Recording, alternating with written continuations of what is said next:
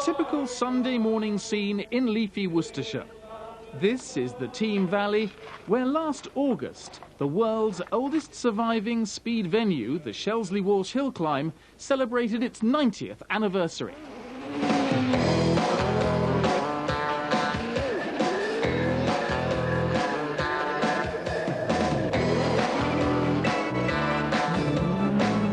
The art of hill climbing is a combination of speed and precision. This 1,000-yard blast up the hill begins with Kennel Bend. There's scarcely room for the minutest error. Cars reach 120 miles per hour before the famous S-bend. Left, a stab of power, then right and on up to the finish, all over in less than 27 seconds. But how did it all start? The MAC had been racing up ordinary roads, passenger roads, which were dirt. The police didn't like it, and fundamentally we were told to go and find a permanent hill. And this hill was found as a permanent site. The story goes my grandfather, J. Alfred Harper, was fishing in the Team Valley with friends, and they came across this little site. The crowded Shelsley paddock contains cars of all shapes and sizes, many of them specials, traditionally built solely for hill climbing, although it wasn't always so. Back in 1908, S.F. Edge in his Napier not only had the hill to contend with, but a dusty, slippery surface as well. The track layout is still the same now as it was then. Among the competitors in those early days was Lord Austin in a car of his own manufacture, while on the eve of the First World War, a year later, Higginson is seen tackling Kennel Bend in his 3098 Vauxhall. Captain Archie Fraser-Nash with H.R. Godfrey formed GN, the basis of the famous hill climb specials of the 20s and 30s. One of the most successful of these was the famous Spider, driven by Basil Davenport, who set records in the 20s, but whose career spanned a remarkable 4 decades. But perhaps the greatest of all was Raymond Mays, seen here partnered by Peter Bertham in the Vauxhall Villiers. Of course, it didn't always go according to plan. This is journalist and BBC radio commentator John Bolster getting it all wrong in his unique Bloody Mary, that was the name of the car, at the S-bend in 1933. In spite of the absence of a crash helmet, Bolster's injuries, amazingly, were superficial, and Bloody Mary survived too. Even then, the marshalling and safety measures introduced by the Midland Automobile Club were of a high standard. At the same meeting was the White Riley built by Mays and Bertham, the prototype of the famous pre-war ERA racing car. It was the Riley which they hoped would restore the record to them from Germany's hill climb champion Hans Stuck. They were to be disappointed. Whitney Straight's Maserati won. Sir Malcolm Campbell, the land speed record holder, was also a competitor at Shelsley and is seen here giving a radio interview for the BBC. They covered Shelsley live in 1933. But Mays' exploits with the ERA will always be part of the history of this great hill, as will the ingenuity displayed by the specials and their evocative names. They became a part of 30s motoring folklore. There was the Wasp, the Tiger, the Kitten, Fuzzy, the Freikaiserwagen and the Terror, just some of the unique designs conjured up by the intrepid drivers whose perilous and spectacular climbs to the top of the hill thrilled spectators. Bloody Mary and John Bolster are veteran performers. 2 engines are ingeniously coupled together. The driver sits in this mess of machinery with one elbow propped over a rear wheel.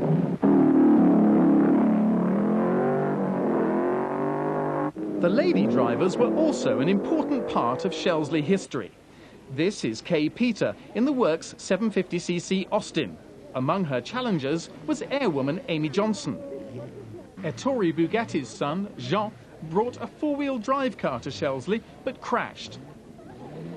Sometime Grand Prix drivers Hans Stuck and Raymond Mays are seen here with Prince Bira at Shelsley. Stuck returned to England in 1936 to try and win the hill record for Germany. In the wet, the huge and spectacular Works Auto Union was an unwieldy beast, but Stuck amazed spectators with a superb drive in spite of the Shelsley showers.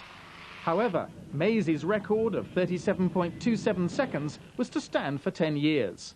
With the outbreak of hostilities in 1939, motorsport and Shelsley had to wait 5 years to be reunited.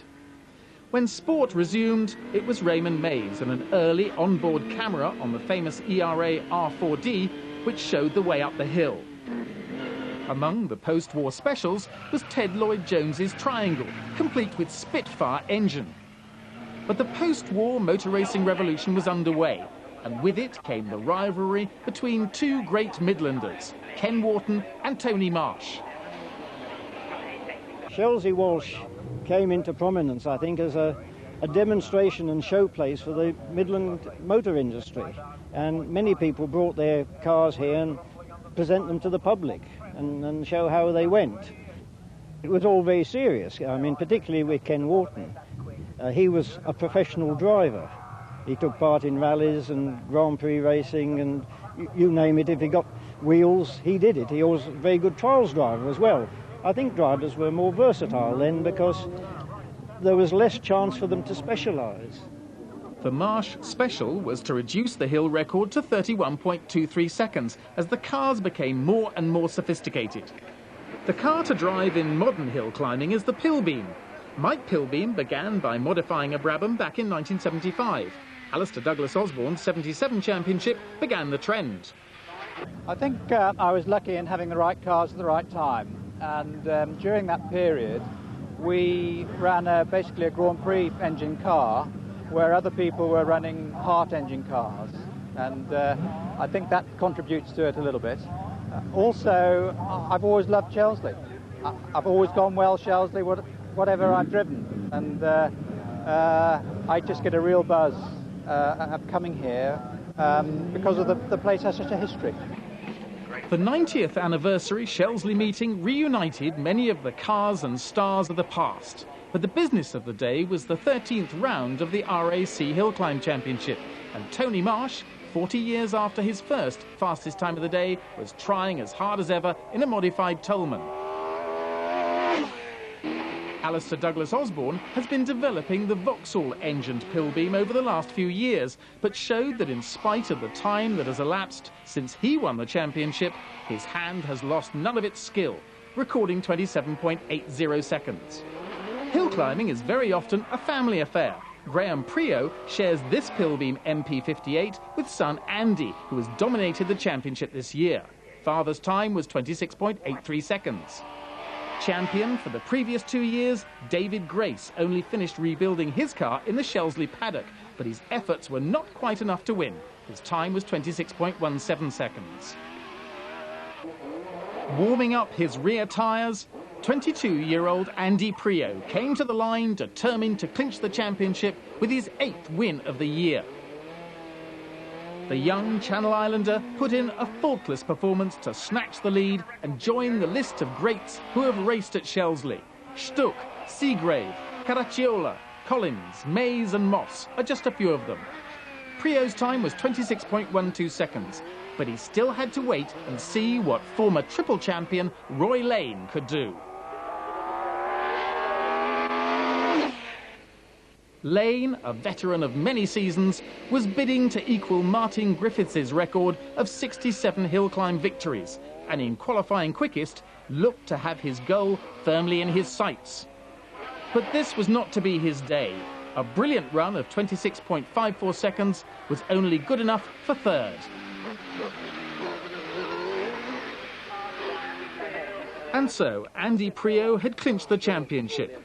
And on its 90th anniversary, Shelsley Walsh had once again witnessed history in the making, as a promising young driver forged another step of his career with victory on the classic hill.